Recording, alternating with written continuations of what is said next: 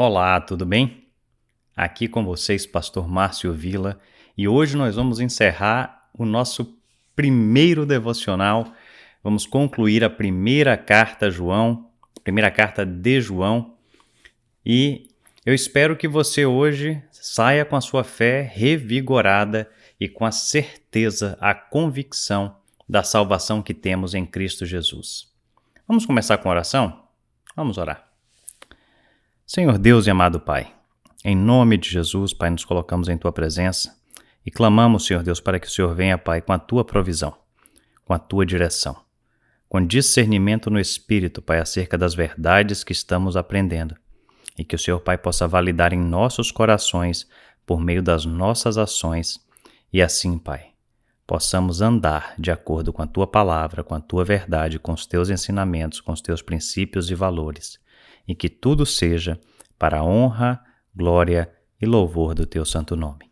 Te oramos e agradecemos em nome de Jesus. Amém. Meus irmãos, capítulo 5.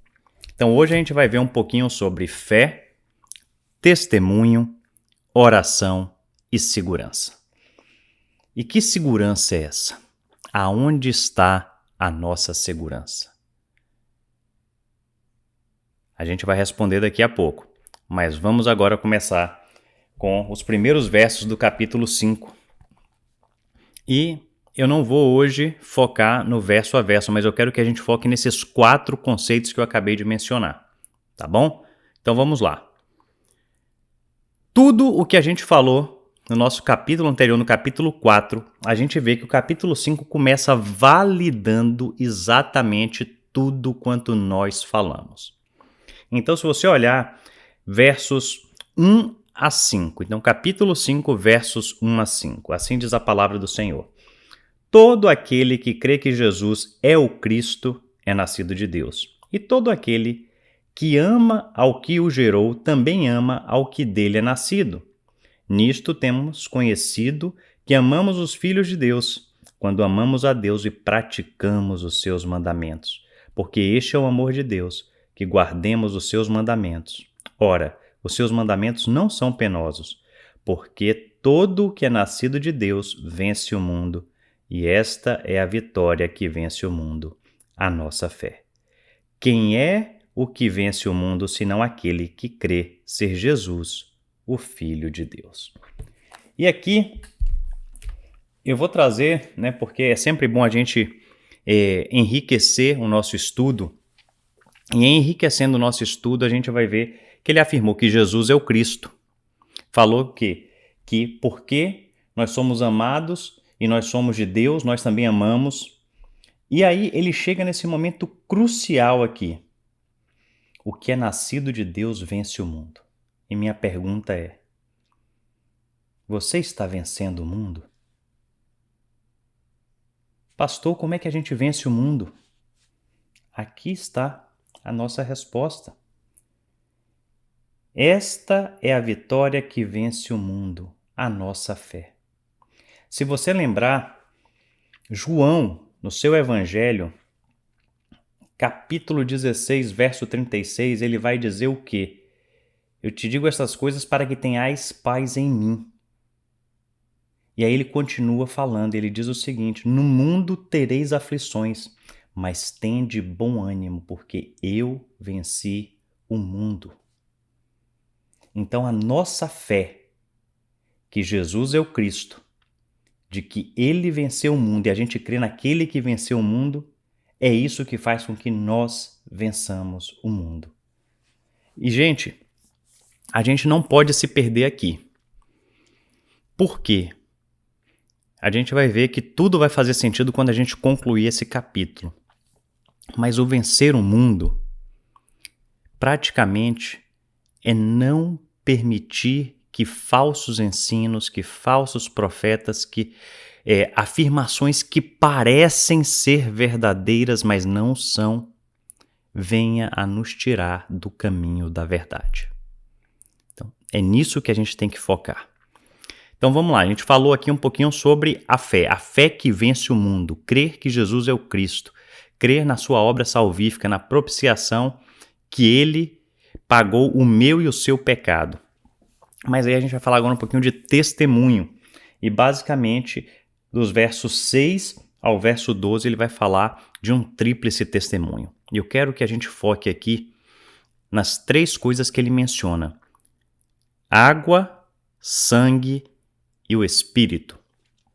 Então, se a gente parar para pensar, pela lei judaica, 2 testemunhos validavam a verdade. E aqui a gente tem o tríplice testemunho validando ainda mais.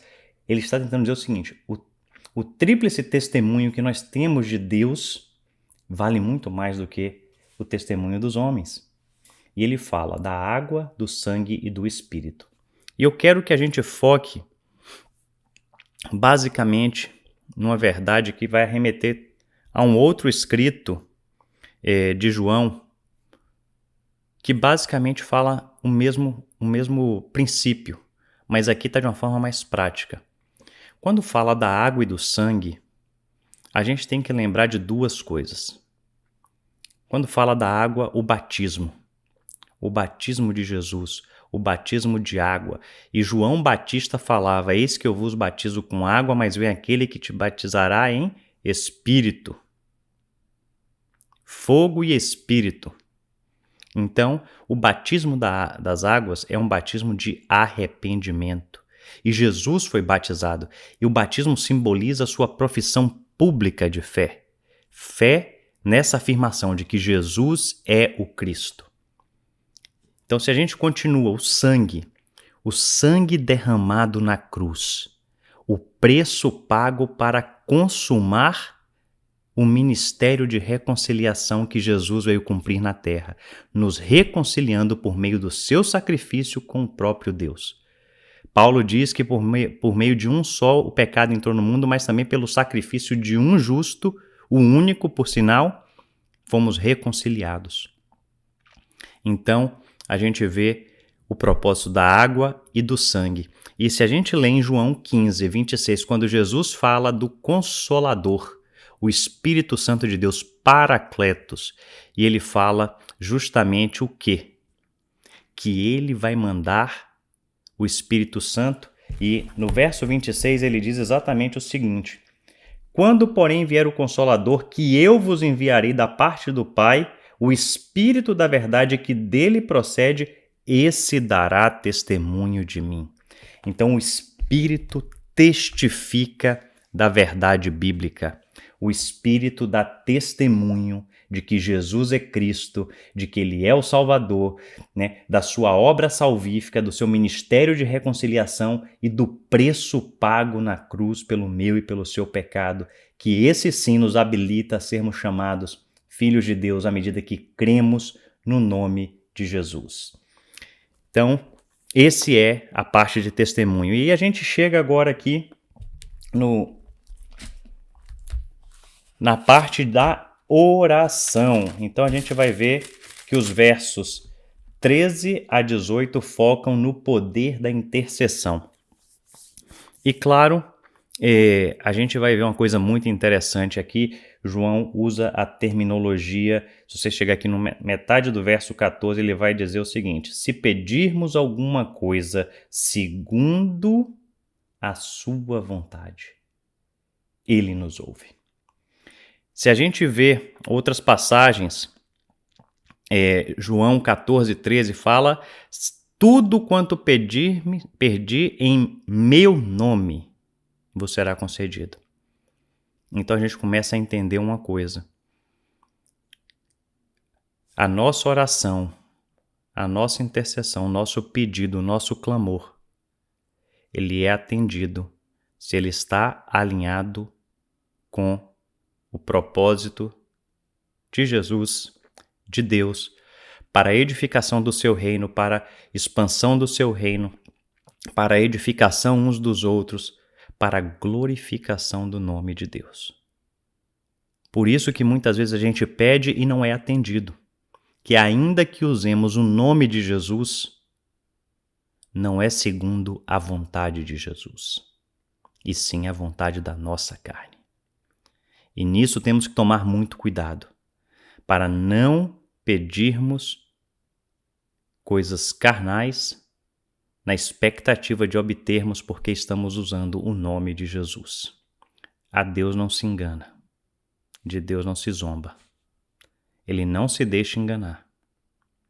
Então, que a gente possa ficar firme e entendendo, se você orou em nome de Jesus e se você não obteve resposta,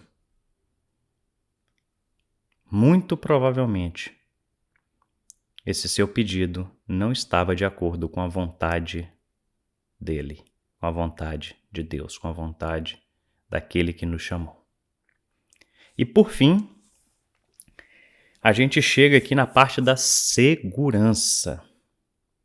E essa parte é maravilhosa, porque é a segurança da salvação e da vida eterna. Olha só, ele começa inclusive aqui no verso 13. Estas coisas vos escrevi a fim de saberdes que tendes a vida eterna, a vós outros que credes no nome do Filho de Deus. Ele continua aqui, verso 18. Sabemos que todo aquele que é nascido de Deus não vive em pecado. Mais uma vez, você se lembra desse conceito que a gente trabalhou? Alguém que confessa Jesus Cristo, mas que sua vida continua a mesma coisa, nada mudou, continua com todas as concupiscências da carne, andando nos mesmos pecados da sua vida pregressa, não houve transformação? Talvez essa confissão tenha sido uma confissão hipócrita. Mas aqui está nos dizendo: sabemos que todo aquele que é nascido de Deus não vive em pecado. Antes, aquele que nasceu de Deus o guarda e o maligno não lhe toca. Sabemos que somos de Deus e que o mundo inteiro jaz no maligno. Então, gente, a gente tem a convicção, a certeza de que somos nascidos de Deus porque andamos nos seus mandamentos, nós amamos os nossos irmãos. Nós expressamos a presença de Deus por meio das nossas atitudes. E nós sabemos que as promessas dele são eternas. E Deus não é homem para mentir, nem filho de homem para nos enganar. Então a gente tem que ter essa convicção de que, analisando a nós mesmos, se a nossa confissão é genuína, se houve arrependimento, se houve transformação, se sua vida mudou, se você agora caminha nos caminhos de retidão, se você busca em primeiro lugar o reino de Deus e a sua justiça, todas as demais coisas lhe são acrescentadas. E aí a gente chega à recomendação final desse texto de João. Uma frase muito simples, verso 21. Filhinhos, guardai-vos dos ídolos. E essa é a grande questão, é o grande desafio para mim e para você.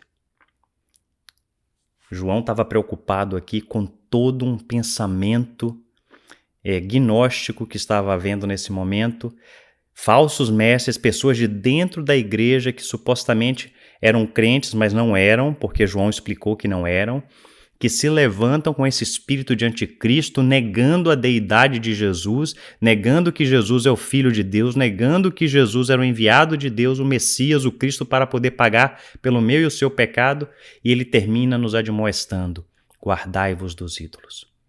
E esse é o desafio para mim e para a sua vida. O que é guardar-vos dos ídolos? Ídolo não é só a imagem de escultura. Ídolo não é só algo que você preza, mas o ídolo é tudo aquilo que você tem colocado como prioridade na sua vida, no lugar de Deus. É disso que nós temos que nos guardar. E que o Espírito Santo de Deus, o Espírito da verdade, venha nos convencer do nosso pecado. Que possamos confessar, possamos nos reconciliar e andarmos buscando em primeiro lugar o reino de Deus e a sua justiça. E não nos preocuparmos, porque Deus nos garante que todas as demais coisas, tudo quanto necessitamos, tudo quanto precisamos, Ele vai nos acrescentar. Que essa seja a mensagem para a minha e para a sua vida, e que seja para a honra e glória do nome do Senhor. Vamos orar. Ó Senhor Deus, muito obrigado pela Tua palavra, pela Tua verdade, Pai. Pai, quão reveladora, Pai, quão profunda é a Tua palavra, mas ao mesmo tempo, Pai, por meio do Teu Santo Espírito, o Senhor nos dá a habilidade de entendermos, Pai, o que o Senhor está falando conosco. Mas queremos ir além, Senhor. Nós queremos andar de acordo com os Teus mandamentos. Viver a nossa vida espelhando a Tua presença em nós.